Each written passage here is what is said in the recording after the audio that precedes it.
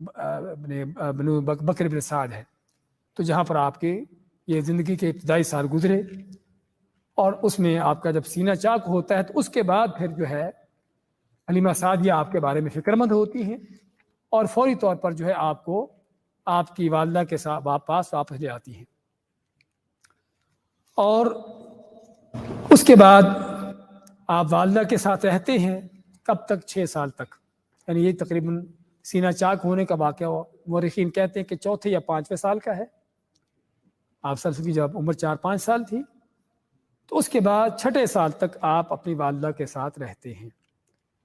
اور اس میں یہ واقعہ پیش آتا ہے کہ آپ کی والدہ کے اصل ان کے ماں باپ کہاں کے تھے؟ مدینہ کے تھے۔ تو مدینہ جاتی ہے اپنے ماں باپ یعنی اپنے جو ان کو ملنے کے لیے، تو وہیں پر جا کر بیمار ہو جاتی ہے، اور جب بیمار ہو گئی تو واپس مکہ کا ارادہ کیا جانے کا، تو مدینہ سے مکہ کی طرف روانہ ہوتے ہیں، اور مدینہ اور مکہ کے درمیان ہی ابوا نام کی جگہ ہے، ابوا، کہ جہاں پر آ کر فوت ہو جاتی ہے۔ آپ صلی اللہ علیہ وسلم کے ساتھ کون تھا اس وقت؟ پھر والدہ تو فوت ہو گئی۔ آپ کی حاضنہ جو آپ کی پرورش کرنے والی تھی، دودھ پلانے والی نہیں تھی، ام ایمن، وہ تھیں ان کے آپ کی والدہ کے ساتھ۔ تو پھر ام ایمن جو ہے آپ صلی اللہ علیہ وسلم کو لے کر مکہ آئی، اور مکہ میں آپ کے دادا عبد المطلب ابھی تک زندہ تھے، مکہ کے سردار تھے۔ تو پھر 8 سال تک آپ صلی اللہ علیہ وسلم کی تربیت جو ہے اپنے دادا کے ساتھ رہی، اور آپ کے دادا بھی آپ کا بہت بڑا احترام کرتے تھے۔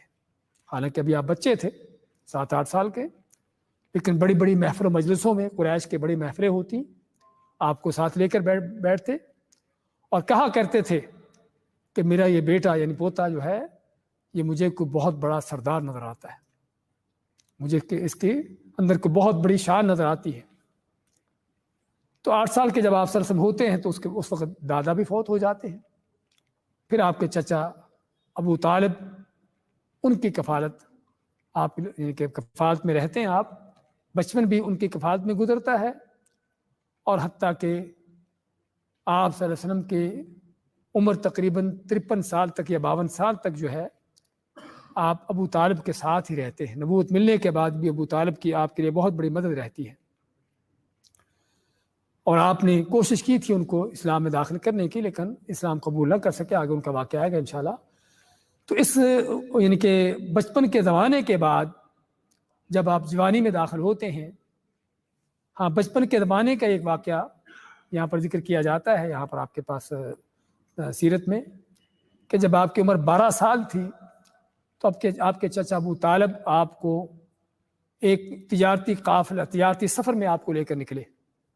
شام کا سفر تھا، تو جس طرح کے مکہ والوں کے تجارتی قافلے آتے جاتے تھے شام کو، تو اس سفر میں ابو طالب نے آپ کو بھی ساتھ لے لیا، اور آپ کی عمر 12 سال تھی۔ تو آپ جب شام کے علاقے میں داخل ہوئے تو وہاں بحیرہ نام کا ایک راہب تھا، درویش، تو اس کے جو کٹیا تھی، یا اس کی جو یعنی کہ اس کا چرچ یا گرجا کہہ لے، اس کے قریب ہی جا کر یہ قافلہ ٹھہرا۔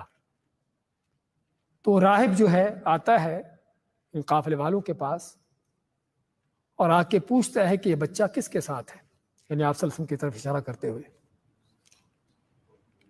تو لوگوں نے بتایا کہ ان کے چچا ہے ابو طالب، ان کے ساتھ ہے۔ کہنے لگا کہ کیونکہ میں نے دیکھا ہے تم لوگوں کو آتے ہوئے کہ رستے کا جو بھی درخت تھا، پتھر تھا، اس کے سامنے جھک رہا تھا، نبی کریم صلی اللہ علیہ وسلم کے سامنے۔ اور یہود و نصارہ کے بارے میں اللہ تعالیٰ فرماتا ہے قرآن کریم میں، یعرفونہ کما یعرفون ابناءہم، کہ یہود و نصارہ جو ہیں رسول کریم صلی اللہ علیہ وسلم کو ایسے ہی پہچانتے تھے جس طرح اپنے بیٹوں کو جانتے تھے۔ کہاں سے پہچانتے تھے؟ اپنی کتابوں سے۔ اللہ نے رسول کریم صلی اللہ علیہ وسلم کے بارے میں اس قدر تفصیل کے ساتھ آپ صلی اللہ علیہ وسلم کی صفتیں، آپ کی خصلتیں، آپ کے معاملات کو بیان کیا ہوا تھا کہ جس طرح اپنے بیٹوں کو پہچانتے ایسے ہی آپ کو پہچانتے تھے۔ تو حتیٰ کہ قرآن کریم میں بھی آپ کی وہ صفتیں بیان نہیں ہوئی جو ان کی کتابوں میں ہیں۔ چنانچہ اس بحیرہ راہب نے یہ چیزیں دیکھی اور یہ کہنے لگا کہ یہ چیزیں کسی نبی کے ساتھ ہوتی ہیں. تو کہنے لگا کہ مجھے معلوم ہوتا ہے کہ جو آخری نبی آنے والا تھا وہ یہی ہے. تو آپ کے چچا ابو طالب کو کہتا ہے، وہ بحیرہ کہتا ہے کہ اس کو واپس لے جاؤ، اس کو آگے لے کر نہ جاؤ، کیونکہ آگے شام کے علاقے میں کون تھے؟ عیسائی تھے. شام کا علاقہ عیسائیوں کا تھا. تو کہتے ہیں کہ مجھے خطرہ ہے کہ جو چیزیں میں نے دیکھی ہیں آگے بھی کوئی اور دیکھے ان چیزوں کو اور ان کے بارے میں حسد کرے اور حسد کر کے ان کو نقصان نہ پہنچا دے. چچا کو وصیت کی کہ اس کو واپس لے جاؤ. تو چنانچہ آپ کے چچا جو ہے آپ کو وہیں سے ہی واپس لے آتے ہیں مکہ. اس کے بعد آپ کا بچپن گزرتا ہے بکریاں وغیرہ چراتے ہوئے، جس طرح کہ آپ صلی اللہ علیہ وسلم کا فرمان ہے خود بھی کہ میں بھی مکہ والوں کی بکریاں چرواتا رہا. اور اس کے بعد پھر مکہ والوں کا جو عام کام تھا تجارت کا، آپ نے بھی تجارت شروع کر دی. اس تجارت میں آپ صلی اللہ علیہ وسلم کی امانت داری، آپ کی دیانتیں اور یہ چیزوں کا بہت بڑا چرچا ہوا. حتیٰ کہ مکہ کے ایک بہت بڑی امیر خاتون جن کا نام خدیجہ بنت خویلد تھا، ان کو پتہ چلا، جو مکہ کے بہت مالدار اور بڑی معزز خاتون تھی. تو انہوں نے پھر آپ کو پیشکش کی کہ آپ جو ہے ان کا مال لے کر اس سے تجارت کریں.